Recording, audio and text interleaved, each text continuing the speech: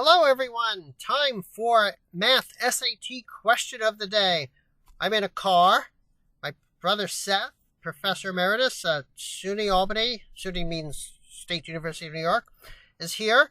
We do question of the day, and we work together as brothers should.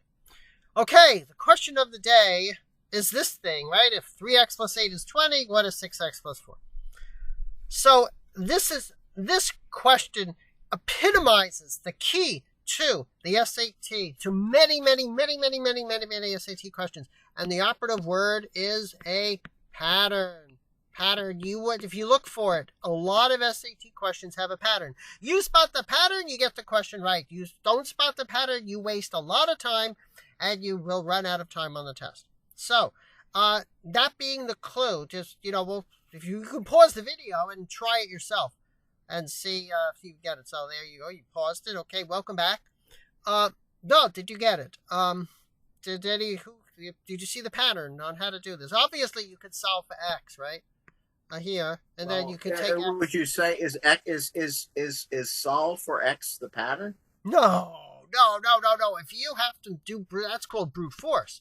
If you have to solve for x to get x and then put x into this and calculate it, that is not seeing the pattern. But there is a pattern if they teach in math. They have an equation. The pattern is have an equation, has x in it, solve for x. Yeah, right, exactly. That's exactly the point. Pattern. This is an SAT pattern, not a pattern that you do in school when you take subject matter. SAT is looking for a different skill set. All right. Right? Okay, what if, let me scribble in red, what if the question were different? And instead of what is 6x plus 4, what if the question is, what is x? Yeah, well, then you would solve for x, right? But that's a different question. That's a different question. So, but it's still a what is. Hold on, it's still a what is. It is, but it's a different question. Solve for x is what is x if the fact 3x plus 8 equals 20 is assumed. Right. The question is, what is x? That is the question whose answer is gotten by solving it for x. Right. Yeah. Now here we are to assume the same fact. 3x plus 8 equals 20. But instead of the question, what is x? It is, what is 6x plus 4? Right.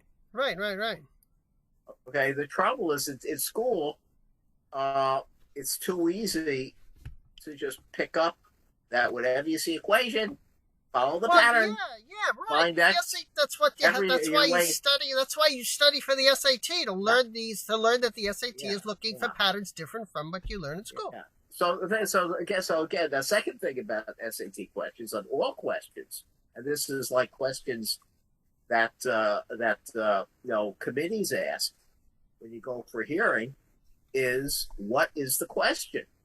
Yeah, the question is right, exactly. So what is the question? Right. The question is, what is 6x plus 4? Right. That's right. You always have to keep your eye on the goal. The problem, as written in the test booklet, gives a clue for what the kind of answer would be. And the clue is that what 6x plus 4 is some number. Oh, yeah. And you give 4 choices of numbers. Right. And your problem is to choose which number is 6x plus 4. Right. Yeah. So, if there was no assumption about, if you simply said, what is 6x plus 4 with no facts, is it possible to answer this question? Yeah, that's 6x plus 4. If they say, what is 6x plus 4, but they don't give you any information, the answer is, well, it's 6x plus 4. Well, but so you wouldn't be able to tell what number 6x plus 4 is if they didn't tell you anything else. Right. But we are seriously diverging, aren't we? Right. So again, the question is, let's get back on track. Yeah, here it is. So let's get back to the question. Back What to the is question. 6x plus 4? And the facts, there's only one fact. 3x plus 8 equals 20. Right. Right. Okay? Yeah. So the power of algebra comes Uh-oh. from Big thing coming up. the Big thing coming up. big thing coming up. Okay, the power of algebra comes from a situation where you're given an assumption you're given a fact like 3x plus 8 equals 20. And then the power of algebra lets you figure out other facts that are true when the given fact is true. So in algebra, if the fact 3x plus 8 equals 20, the machinery of algebra is that if you have a fact like this, if you subtract the same number from both sides, you get a fact that is true. Absolutely. So assuming 3x plus 8 equals 20, yeah, we've already solved it. We know it's 3x. The equation that you get by subtracting 8, and that so looks we like did a it 3. already. We did it already. Just 3x is 12. People could do. People are taking the SAT. They know how to do that. 3x is 12. Well, okay. So now we have another fact. 3x equals 12. Right.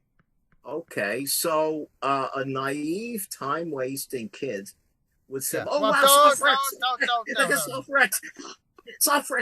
equals 4." Yeah, but don't insult people. But that's not the question. Don't insult people. The question is, what is 6x plus 4? Yeah, so this is where pattern recognition comes in. This is what the SAT is looking for. It's hard. It's true. While you teach it. You taught at colleges for a long time. They want people. The colleges want to see who can see a pattern, not who can solve an equation, right? Yeah. Well, I wouldn't call it a pattern. I'd call it who is not sleeping. No. Who that's is insulting. awake? That's too insulting. No, who is not sleeping? No. No. Yeah. You have the fact 3x equals 12.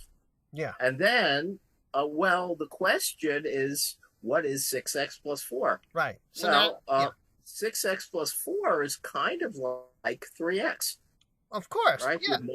Yeah. You multiply 3x by 2. That's right. That's the pattern, everyone. That's the pattern. You multiply this. Whatever you do to one side, you have to do to the other. 6x is 24. Okay, got the answer. It's C. That's it. No. The answer is 24. No. 6x is 24. Now you have to do one of the big pillars of algebra called the big S word. You know what the big S word is? Substitute. Yeah, right. Substitute. Right. The big thing you do in algebra, you substitute the 6x, 24, into here. Yeah. Right. Who would know you would have a PhD in math? Well, I don't need to think of either substitute. The question is, what is 6x plus 4? Yeah. And you know that 6x. Hold on. You know that 6x is 24. Oh yeah, we know that for sure. What the question is not asking about 6x. It's asking for whatever 6x, add 4 to it. Right. That's right. So 6x equals 24. 4 plus whatever that is 4 plus 24. Which, guess what? And we have a winner. So, before you do SAT, before you spend too much time solving for stuff and doing stuff the usual way, look for a pattern in these questions. Yeah. Because you need all the time you can get. Yeah. Well, solving for a single variable is the same pattern. You're given a fact, and then your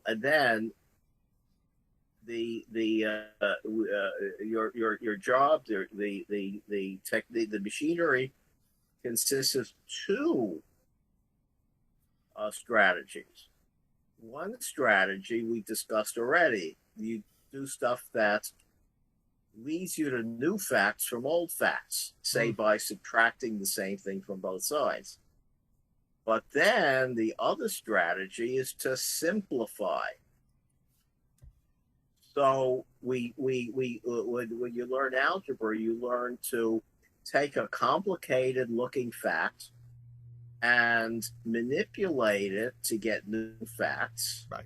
But don't just do it for don't do it arbitrarily, but do it with the goal to simplify the expressions until you get an expression for the question that the problem is asking.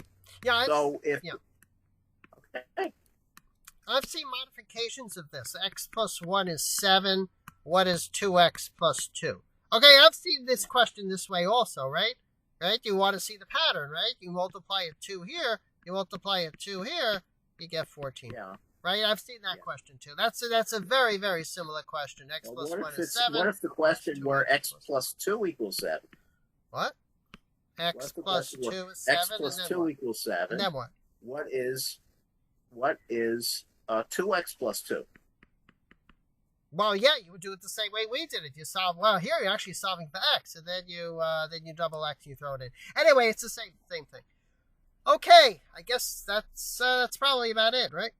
Okay. I hope everyone enjoyed this problem of the day. We try to really dissect and analyze what's really behind the question. Try to give you some insight, So yeah, have a nice day. Okay. Take care. Bye.